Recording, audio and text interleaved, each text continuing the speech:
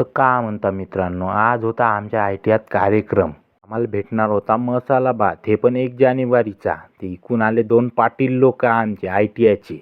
हे आपली गँग. तर गँगमध्ये होतोच तर पायता पायता इथं आली पंगत. तर पंगतमध्ये बसासाठी निघलो आम्ही गँगसोबत जेवायले. तर आमचे पोट्टे होते 10 जन्माचे भुके.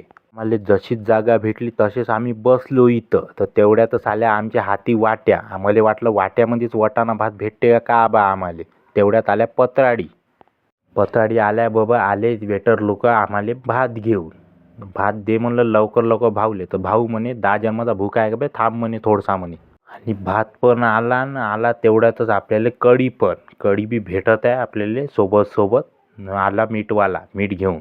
आपल्या पोट्याला भेटलं नव्हतं सकाळपासून खाले. तर आज सगळे भिडून गेले एका सोयी ना. आम्ही इकडं खातच होतो न तिकडं बसवल्या आमच्या आयटीआयच्या महिला मंडळला. त्यांना भात खाल्ल्यावर आलो आम्ही पाणी प्यायले. तिथं पाण्यासाठी झगडत होते पोट्टे सगळेच. तर आम्ही इकडं मागच वाट पाहत. अजित होता एकटा बॉटलमध्ये पाणी पित नाही. इकडं होता आपला पाटील उभा पाण्याची वाट पाहत. तर त्यानं घेतली बाटल हिसकून न पेलं पाणी दणकीने.